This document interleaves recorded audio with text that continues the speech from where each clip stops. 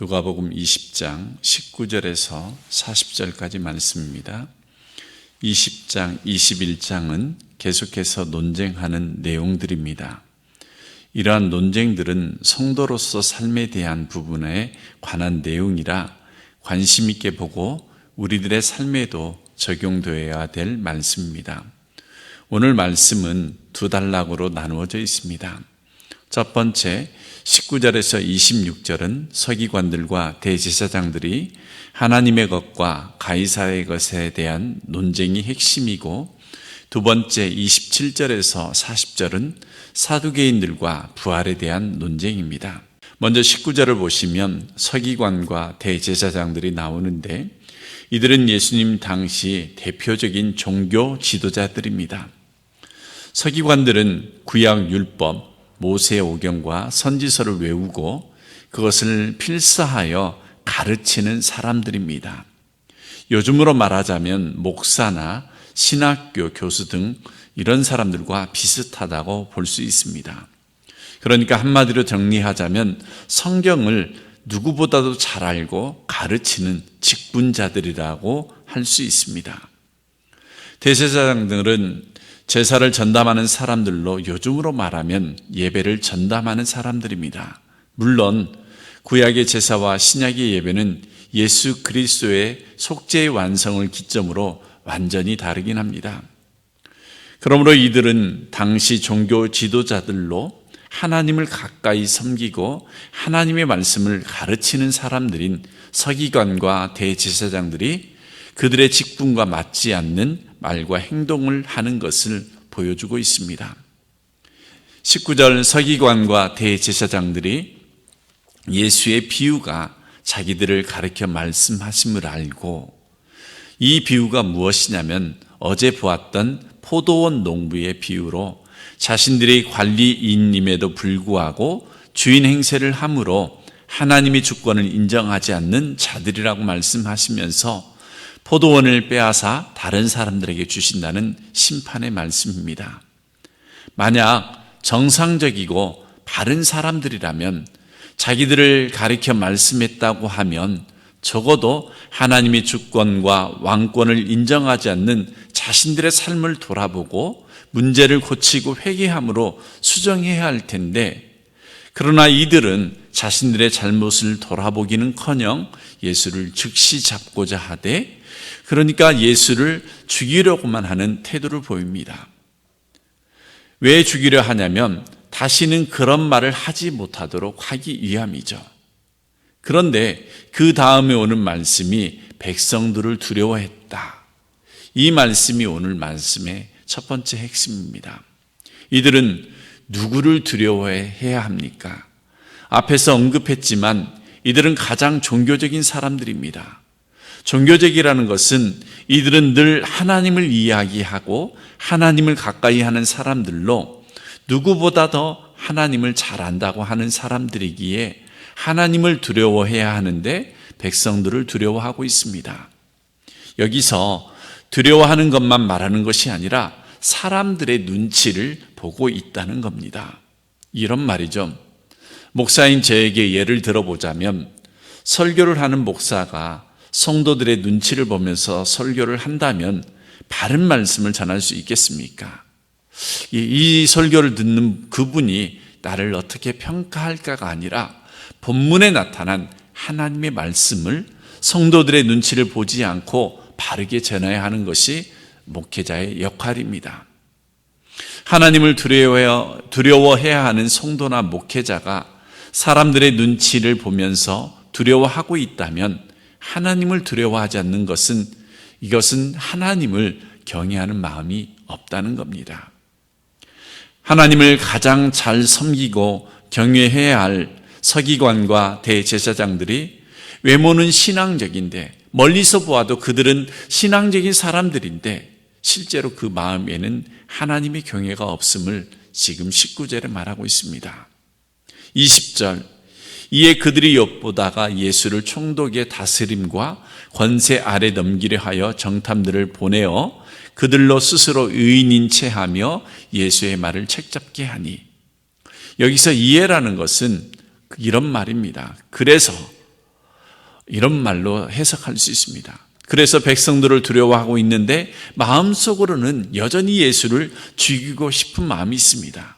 그래서 그들이 엿보다가, 이 엿보다는 것이 매우 안 좋은 표현인데, 어떤 사람이 어떤 사람들을 시기하고 질투하는 마음이 있어서 계속 기회를 엿보다가 그 어떤 기회가 찾아왔을 때 무차별하게 공격을 하는 겁니다.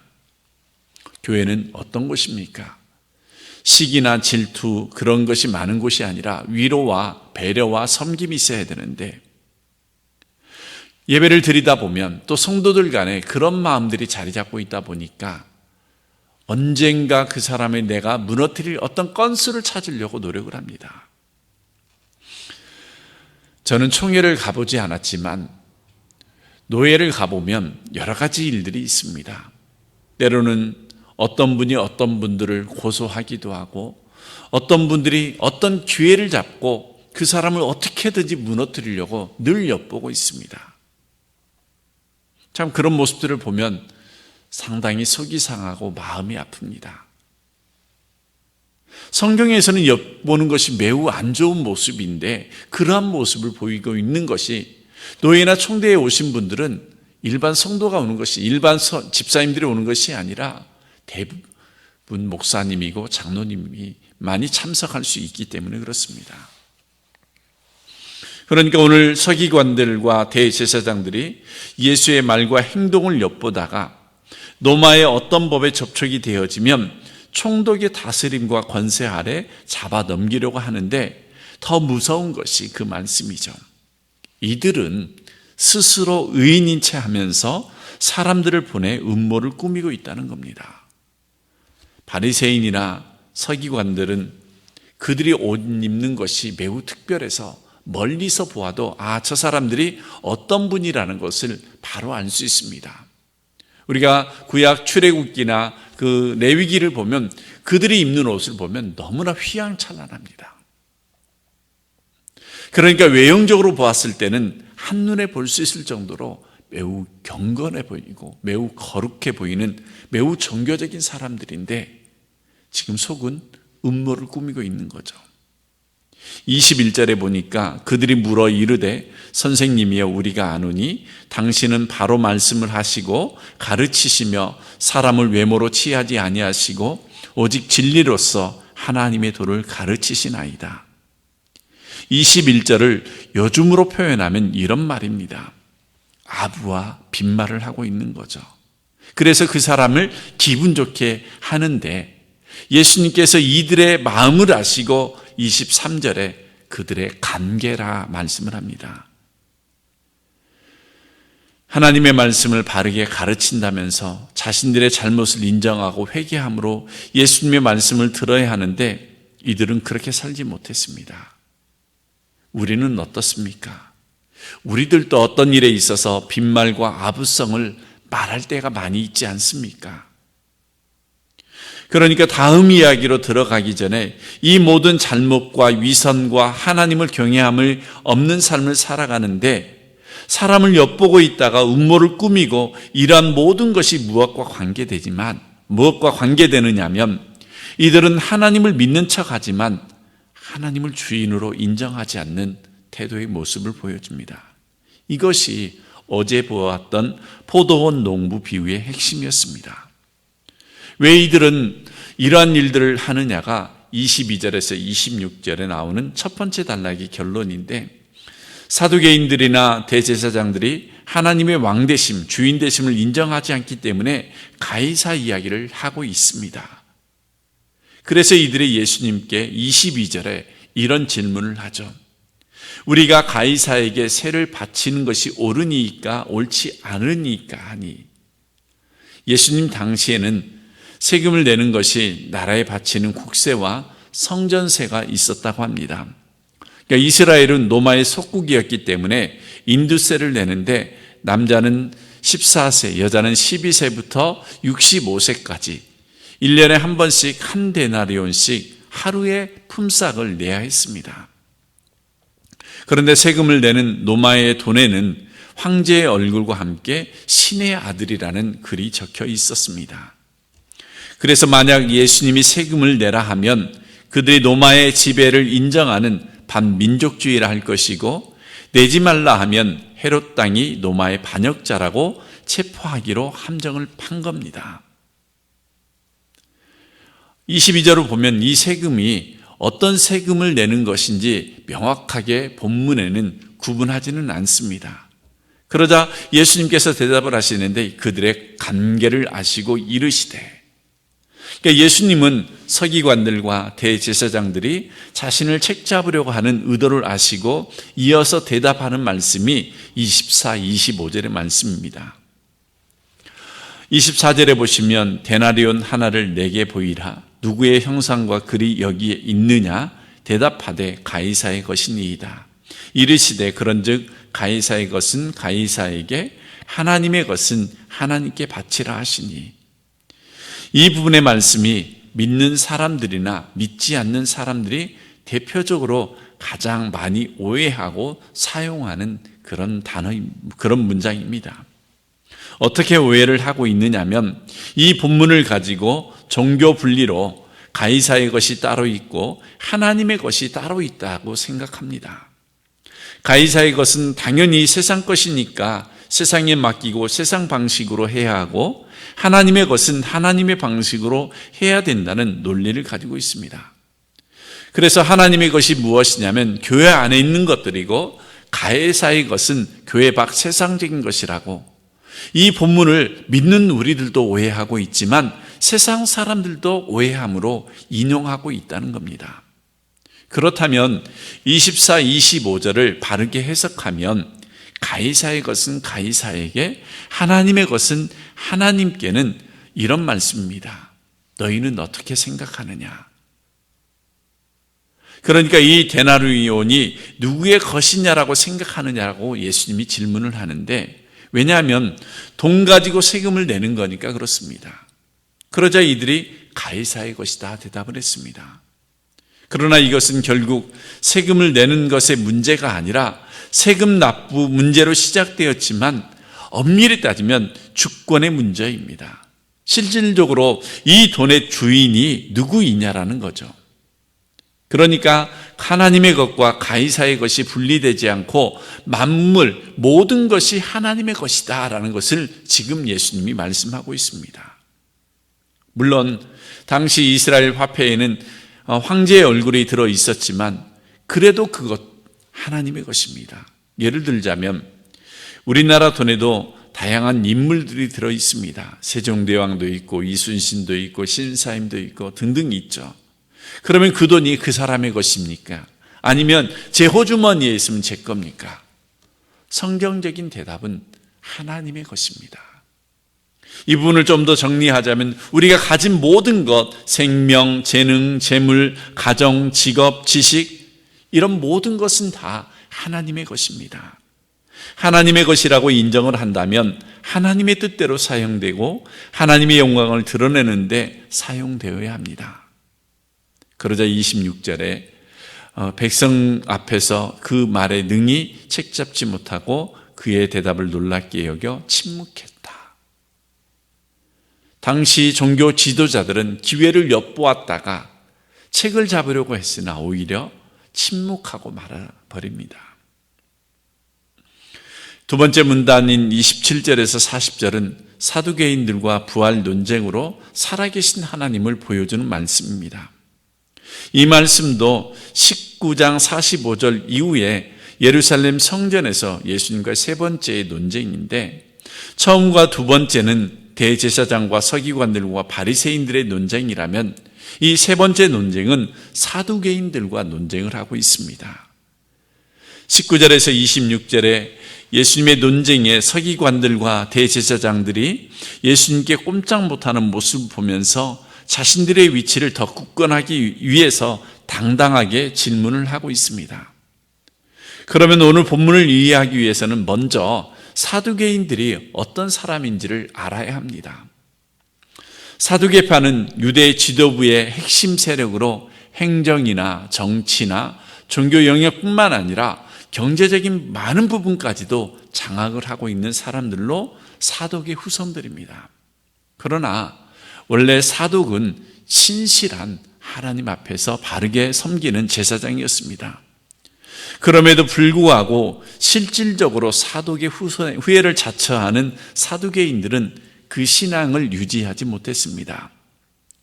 이들의 사상 중에 사람이 죽으면 육체와 함께 영혼도 소멸되고 죽음으로 모든 것이 끝이라고 생각을 했습니다. 그래서 내세도 영생도 영혼의 존재도 안 믿기 때문에 세상을 살면서 오직 유일한 목표가 정치, 권력과 야합에서 이 땅에서 잘 먹고 잘 사는 번영만 추구하는 물질주의자들이 될 수밖에 없었습니다. 이들은 영혼의 존재와 영생과 부활을 안 믿는 이유가 있었는데, 다른 하나는 하나님의 말씀인 성경도 모세 오경만 인정하는 자들이었습니다. 그러니까 자신들의 기준으로 예수님을 지금 책잡기 위해서 질문하고 있습니다. 실제로 요즘에도 많은 분들이 성경을 인용하지만 전혀 성경적이지 않는 사람들이 있고, 어떤 사람들은 성경을 이용해서 기독교를 탄압하는 경우도 있습니다. 오늘날 유튜브나 다양한 방송에 나와서 알려진 설교자들 가운데도 오직 예수만, 오직 성령만, 오직 성경만이라는 설교 시간에 수없이 외치지만, 실제로 본문을 해석할 때 성경 구절을 이리저리 많은 구절을 내놓지만 그 본문과 상관없이 설교를 하는 경우가 너무나 많이 있습니다. 매우 유명한 사람들이죠. 사람들이 그 말씀을 듣고 색된 표현으로 정말 놀랍게 감동, 은혜를 받았다라고 하는데, 오직 예수만 이야기하지만 그 본문에서 말하는 예수를 말하는 것이 아니라 다른 예수를 이야기하고 있는 거죠. 오늘 사두개인들도 하나님의 말씀을 인용하기는 하지만 자신들의 목적을 위해서 인용을 하는데, 우리들 가운데도 그렇습니다. 성경을 이야기하고 하나님의 말씀을 들어서 이야기하지만 그들이 하나님이 하시고자 하는 말씀을 하는지 바른 분별력을 가져야 합니다. 성경에서 무엇이라고 기록되어졌는지에 관심을 가져야 되고, 그렇다 보면 어떠한 이단들이 잘못된 말씀을 가지고 와도 우리는 넘어지지 않고 미혹되지 않습니다. 실제로 이단들이 사용하는 것은 하나님의 말씀, 곧 성경을 가지고 이야기합니다. 그들은 자신들의 방법으로 그 말씀을 연결해서 코드화시켜서 성경을 전체를 보는 것이 아니라 일부분을 꿰어 맞춰놓고 전체인 것처럼 그렇게 설명을 해 나갑니다. 이것은 이단들만의 문제가 아닙니다. 앞에서 잠깐 말씀드렸지만 많은 목회자들 가운데도 설교를 하면서도 신방을 하면서도 하나님의 말씀을 잘못된 방향으로 자기 자신에게 유익되도록 하는 경우가 얼마나 많이 있습니까? 어떤 경우에는 헌금을 강조하기 위해서, 어떤 부분에는 목회자의 권위를 내세우기 위해서, 목회자뿐만이 아닙니다. 믿는 자들 가운데 그렇게 성경을 이용해 먹는 그런 자들이 있다는 거죠. 이것은요, 사단도 말씀을 이용하죠. 그러므로 우리는 하나님의 말씀을 보게 될 때에 세상적인 기준과 가치를 가지고 보는 것을 버려야 합니다. 병행 구절인 마태복음 22장 29절에서는 너희가 성경도 하나님의 능력도 알지 못하는 거로 오해하였다라고 표현을 합니다. 28절에서 33절은 예수님이 구약 성경 신명기 25장 5절 이하의 수원법 말씀을 인용하는 말씀이죠. 그 내용을 보면 거기에는 결혼한 형이 아이를 낳지 못하고 죽으면 그 동생이 형수와 결혼해서 아이를 낳고 그 아이를 형의 자식으로 호적에 올려서 기업이 끊어지지 않게 하는 것이 수혼법입니다. 그 근거가 28절에서 33절까지의 내용이 그렇습니다. 한 절 한 절 보지는 않겠지만 7 형제가 있었는데 형이 자식을 낳지 않고 죽으면 그 동생이 아내를 취하게 되는데 그 동생도 죽고, 이렇게 해서 7 형제가 다 아이가 없이 죽게 되었을 때 이 여자는 누구의 아내가 되어야 합니까? 라고 지금 사두개인들이 예수님께 질문을 합니다. 그래서 사두개인들이 예수님께 부활이 있다면 부활 때 그 여자, 그 아내는 누구의 아내가 됩니까? 라고 상당히 난해하고 어려운 문제를 질문을 했습니다. 그런데 예수님은 말이 통하지 않는 사람들에게도 너무나 쉽고 분명하게 진지하게 대답을 하는데, 그 첫 번째 대답이 뭐냐면 사두개인들의 전제가 잘못되었다는 것부터 말씀을 하고 있습니다. 일반적으로 성도들 가운데서도 천국을 이 세상의 연장선상으로 생각을 하는 분들이 있습니다. 마찬가지로 사두개인들도 죽은 뒤의 삶, 부활의 삶이 이 세상의 삶과 동일한 것으로 전제하고 있는데 그것이 얼마나 잘못되었습니까? 그리고 하나님께서 만드실 내세와 부활과 영원한 생명을 우리가 사는 현 세상을 근거로 해서 상상하는 것은 하나님이 어떤 분이신지 모르기 때문에 생기는 오해입니다. 세상은 왜 이렇게도 이혼과 다툼과 시비와 사기와 살인과 간음, 전쟁, 두려움, 사건, 사고들, 우울한 소식들이 많으냐면 인간의 본성 죄 때문에 생긴 그 이야기입니다. 그러니까 하나님께서 주시는 영원한 나라와 부활 생명으로 허락된 새로운 나라는 다 회복되어질 것이다. 이러한 회복과 완성은 기본적으로 이해하지 못하고 내세를 상상하거나 또 죄의 문제를 해결하지 못한 위에다가 신앙의 보상과 소망을 상상하면 안 되는 것이죠. 전제가 잘못되어지면 다른 방향으로 갈 수밖에 없습니다. 우리가 신앙생활하다가 문제가 있거나 고민이 있을 때 하나님과 그 말씀 앞에 내놓아야 합니다. 문제의 해결을 말씀, 성경 안에서 찾아야 하죠. 그렇지 않으면 세속적인 방법과 무신론에 빠질 위험이 있습니다. 실제로 박희중 목사님이 오래전에 다양한 강의들을 하러 가시는데 어느 지역에서 목회자들을 대상으로 묵상 강의를 하는데 이 묵상 강의를 듣는 목회자들 가운데 많은 분들이 부활을 인정하지 않는다는 이야기를 들었답니다. 부활의 소망이 없는 자들이 목회자들 가운데 있다. 이분들은 무엇으로 소망을 삼고 또 무엇으로 설교를 하고 성도들을 어떻게 이끌어갈까 저는 고민에 빠졌습니다. 실제로 많은 목회자들 가운데 확신이 없이 전하는 목회자들이 있기 때문에 그렇습니다. 실제로 생활하는 많은 사람들 가운데, 신앙생활하는 사람들 가운데 예수님을 인정하지 못하고 부활도 인정하지 못하면서 예배당만 오가는 사람들이 있습니다. 모든 문제 해결이 말씀이 아니라 세속적인 방법으로 해결하는 자들에게는 말씀이 필요 없습니다. 자기네들의 맞는 말씀만 인용하고 따르기 때문입니다. 예수님의 대답이 두 번째인데 이 37절 38절의 말씀인데 이 말씀도 출애굽기 3장 13절에서 15절의 말씀을 인용하고 있습니다. 어떤 배경에서 나오는 말씀이냐면 모세가 애굽 왕 바로의 손에서 왕자로 컸습니다. 40세에 드디어 자기가 애굽인이 아니라 이스라엘 사람이라는 것을 알고 자기 동족편에 들어서 애굽 관원을 쳐 죽이는 그런 장면부터입니다.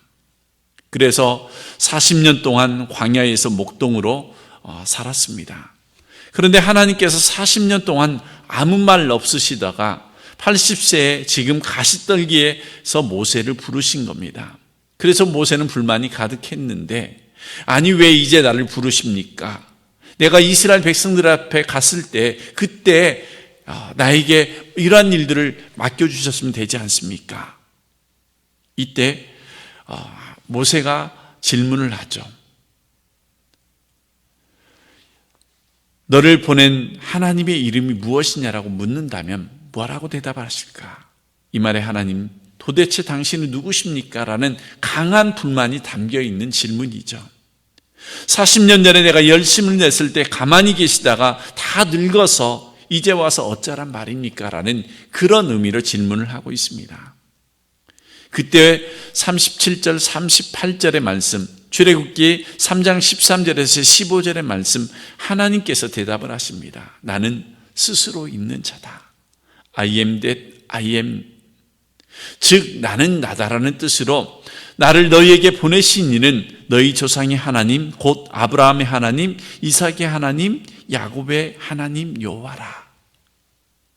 우리나라 말에는 시제가 정확하게 표현되지 않지만 지금 하나님께서는 나는 지금 아브라함과 이삭과 야곱의 하나님이라는 문법으로 분명한 시제를 표현하셨는데, 여기서 우리는 아브라함의 하나님이었다고 과거 시제로 말씀하지 않고 나는 아브라함의 하나님이다, 현재 시제로 말씀하셨다는 것을 주목해야 합니다. 말하자면 옛날 너의 조상은 이제는 죽어서 다 없어진 아브라함과 이삭, 야곱의 하나님이었다가 아니라 하나님이더라고 현재 시대로 말씀하시는 겁니다. 모세가 당신은 도대체 누구십니까? 라고 하자 나는 산자의 하나님이다라고 지금 하나님께서 모세에게 대답해 주시는 말씀입니다. 그러니까 하나님께서 모세에게 말씀하실 때 아브라함, 이삭, 야곱 이미 죽었는데도 그들의 하나님이었다고 하지 않고 그들의 하나님이다라고 하신 것은 그들이 현재도 살아있다는 것을 뜻하는 것입니다. 그렇다면 산자의 하나님이란 죽음이 끝이 아닌 영생이 그 운명의 그런 존재의 하나님이라는 겁니다. 다시 말해서 살아있는 아브라함, 살아있는 이삭, 살아있는 야곱은 지금 여기 지상에 있는 것이 아니고 천국에 있다는 뜻입니다. 그러므로 아브라함, 이삭, 야곱은 죽어서 없어진 것이 아닙니다. 그러므로 하나님의 백성 성도들은 죽음이 그의 존재와 운명이 끝이 아니며 사망과 실패와 멸망으로 그 인생이 끝나지 않습니다. 그리스도의 인생은 죽음이 끝이 아니라 영생이 운명인 그런 존재입니다. 그러므로 그리스도인들은 세상에서 주눅든 인생을 살지 않아야 합니다. 이제 말씀을 마치겠습니다. 누구보다도 말씀을 바르게 알고 가르쳤던 사람들이라고 외형적인 모습을 보아도 종교적인 사람들이었지만 예수님의 말씀에 자신들의 잘못이 발견되어질 때 회개하고 돌아서야 함에도 불구하고 이들은 오히려 그런 말을 듣지 않으려고 음모를 꾸미며 예수님을 잡아주기로 했습니다.